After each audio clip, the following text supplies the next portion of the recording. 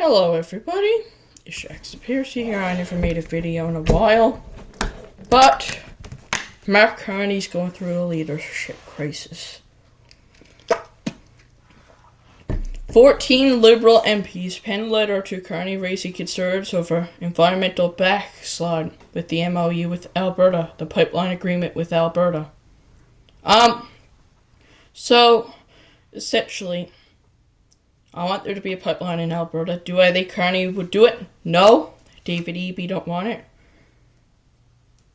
And there are some First Nations bands who don't want it. But who knows? I don't think it would happen, but 14 anonymous Liberal MPs sent an open letter. Stephen Guilbeault was openly against it. I think people found Gregor Robertson somehow. I think it was kind of secret how they found out. Like they caught him being against it. Like, I don't know if he came out on an interview and complained. I don't think he did, but anywho. So Gregor Robertson's against it. So those are the ones we know openly, and we could just assume Nate Erskine-Smith, Jonathan Wilkinson are against it.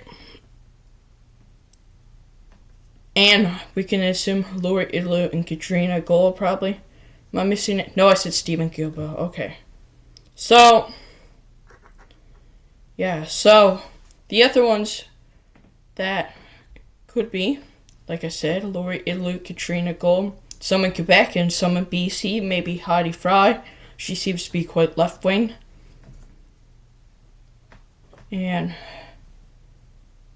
probably Stephanie McLean, because she used to be an Alberta NDP MLA.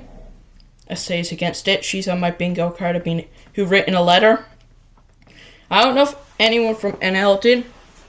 I'll read this after. I just want to see if I could bingo print.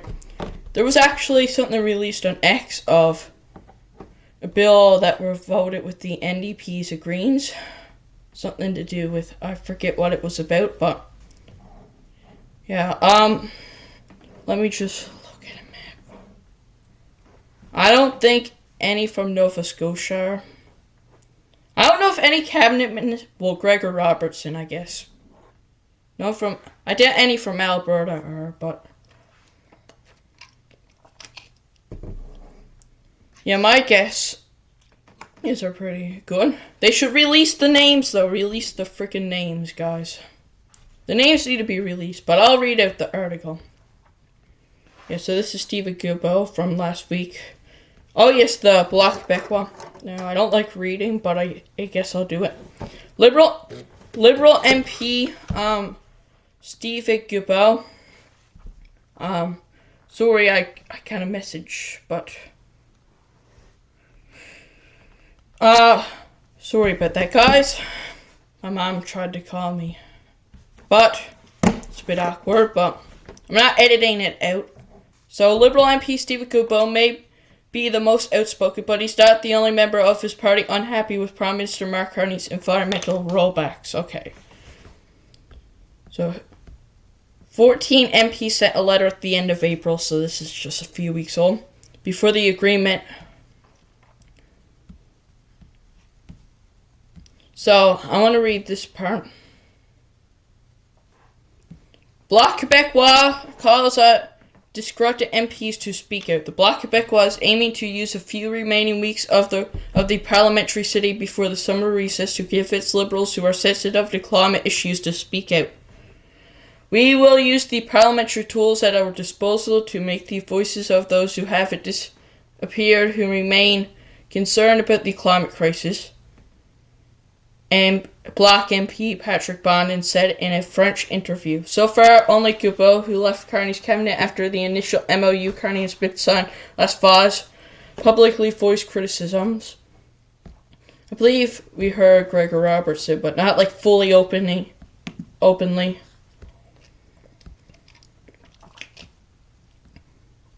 So, I'm going to look at this X post now.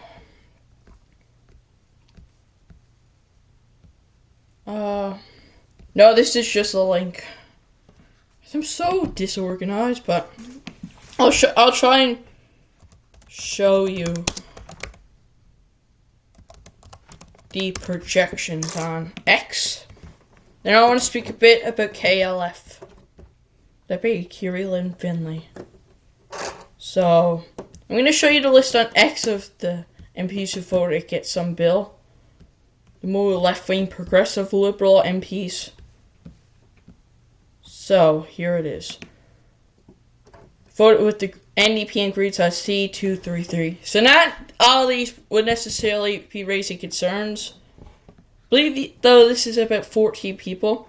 So first out south. So not all these would be facing concerns with the pipelines. I'm just showing some of the more green liberal MPs.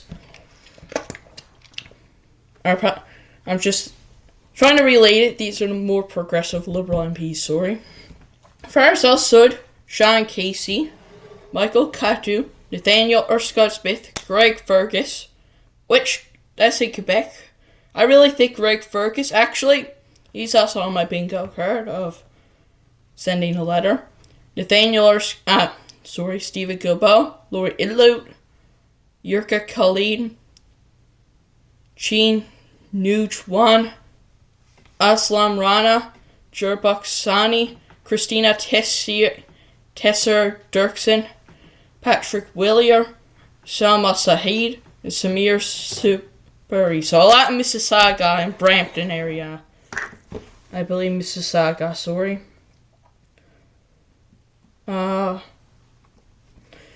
So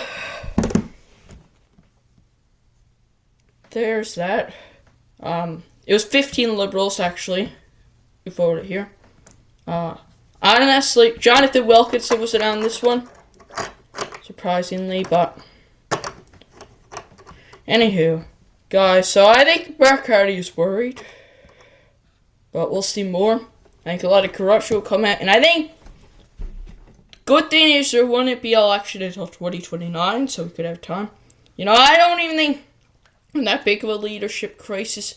I think the Liberals are even worse than us, because this is who Liberals had. So Stephen Guilbeault resigned from cabinet, Chrystia Freeland resigned, Bill Blair resigned, Jonathan Wilkinson's resigning, Nate Smith's resigning,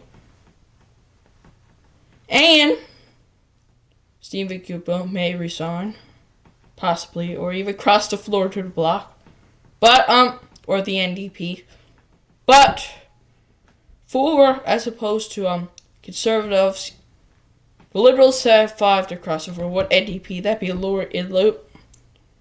She might even become an independent after if she's very pissed off about this. But, so, for Conservative MPs that cross, you only have Christophe Chamat, Michael Ma, Matt Generu, and Marilyn Gladu. Which is still a lot, but not as much as the Liberals. So, I'm going to show you guys news about KLF. She's rumored to be disqualified by the Conservative Party of BC to row.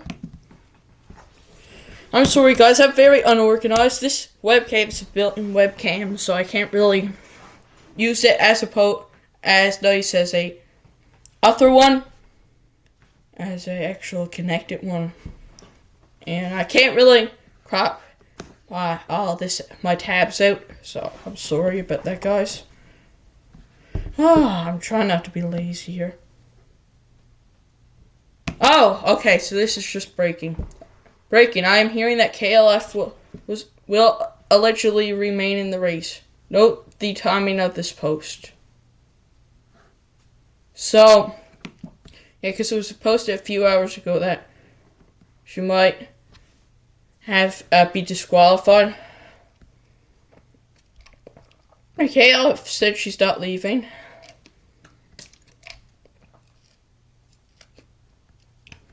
But who knows? So she might be disqualified, she might not be. Let's see her latest video. Okay. Now,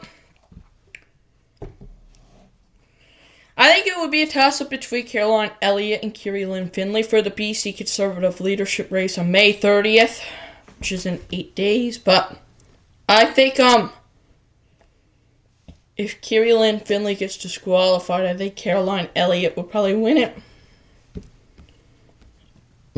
So this is what she put. For immediate release, May 22nd, 2026. Sorry, my eyes are always itchy. Okay, so May 22nd, 2026. Media advisory. Conservative Party of British Columbia leadership candidate Kerry Lynn Finlay, PCKC, will hold a press conference Monday morning to share a campaign update. Date, Monday, May 25th, 2026. Time, 10 a.m. Pacific Time. Location, Front Steps, Legislative Assembly of British Columbia, 501 Bellevue Street, Victoria, BC, V8V282. 30. Media contact Robert Ailes, Officer Communications in Advance. Who cares? Let's just read this. Conservative Party of British Columbia leadership candidate Kerry Lynn Finlay, PCKC, will hold a press conference Monday morning. Oh, it's just all the same here. Okay. So, after what happens, I don't know. Now, Caroline Elliott looks like made a statement. I've been knocking on doors and volunteering for Conservative candidates my entire adult life. I know what it means to participate meaningfully as an active party member who wants a say in the future of the province. I do not support disqualifying a candidate the day before voting begins. Yeah, so she's picking up for KLF, which is good at Caroline. If we want to earn the trust of British Columbians, the Conservative Party BC must hold itself to a tighter standard than the NDP. David Eby may choose to have his political opponents removed from the process, but Conservatives should not take that approach. With voting set to begin tomorrow, I have serious concerns about rumors suggesting that a leadership candidate may be disqualified. I think that's the wrong approach. Members must not be deprived of their say without a clear explanation and evidence of wrongdoing. Members are capable of weighing the facts before them and reaching an informed decision for themselves. They must be allowed the deciding vote. Alright, so that's KLF's. Yeah, because there was something to do with corruption. Was it corruption charges? I believe something like that. But, anywho. If a front runner's disqualified before voting, yeah. Alright, so.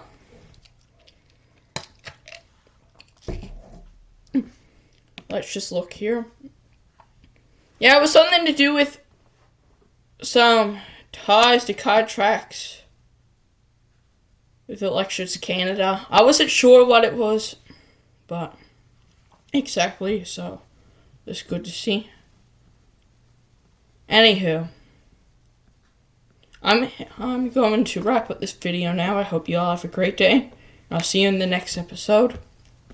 Make sure to like this video, subscribe, share with your friends, and I'll see you later. Bye.